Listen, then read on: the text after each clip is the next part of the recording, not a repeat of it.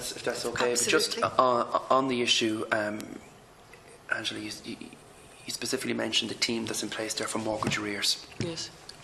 And I know it's a very sensitive subject, so I don't want you to breach any confidentiality, but just in terms of how do you feel in the course of the last number of years, from your engagement with the public, are people being treated by the financial institutions themselves? And in terms of, say, the type of queries that people are coming, because we had, there's both factual and anecdotal information in terms of how people were being treated, the pressure they were being put under, in terms of the, starting off unsolicited calls from the financial institutions and so forth.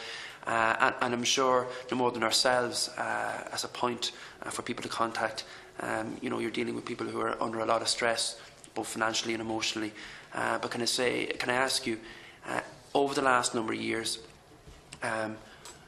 can you say that there has been a better approach by the financial institutions dealing with people who find themselves in the cases of mortgage arrears, and how the nature of that is changing? I wouldn't be speaking on behalf of anybody if I were to express an opinion about that. I'd be just saying, in my opinion, that it's been up and down pretty much. And the fact that there is a need for consumer protection codes in the first place does reflect the fact that a lot of the time people are in over their head. And sometimes it is down to how they're treated by the lenders. Sometimes it's down to how they have viewed the undertaking that they've taken on. And when it came to mortgage situation in particular, everybody knows that people were in over their head.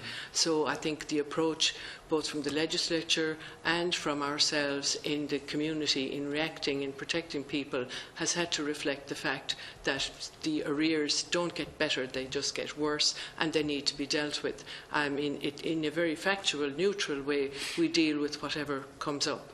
We deal with the lenders, some of whom treat customers very well, we think, and others who don't. And as it gets into the later mortgage arrears, we have had to do this response, which we're pleased that the government has supported, and the most recent part of which was the Awalia launch. So this wouldn't have been necessary perhaps 4 or 5 years ago, because people weren't as far into the arrears difficulties as they are now.